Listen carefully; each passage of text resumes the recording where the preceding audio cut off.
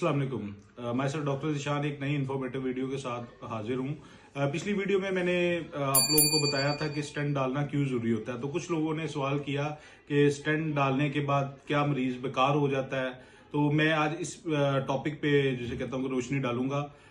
जैसा कि मरीजों को ये होता है कि शायद स्टेंट डालने के बाद मरीज बेकार हो जाता है, या वो काम कर नहीं रहता, या वो अपने काम के रोजमर्रा के जो काम है वो नहीं कर सकता।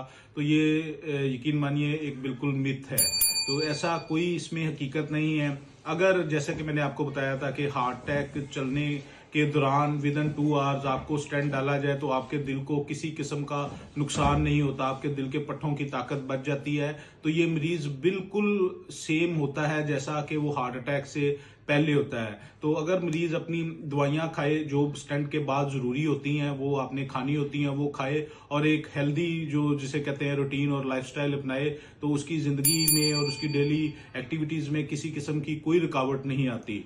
तो ये जो रोजमर्रा लोगों में एक होता है कि इसको स्टेंट डल गया है तो ये वजन ना उठाए, ये काम ना करे, ये अपनी जिसे कहते हैं कि इस दुआजी जिंदगी कह लेंगे नहीं कंटिन्यू रख सकता। तो इस तरह के बेशुमार सवाल जो मरीजों के जेहन में होते हैं, वो बाज डॉक्टर से पूछते हैं, बाज नहीं भी पूछते।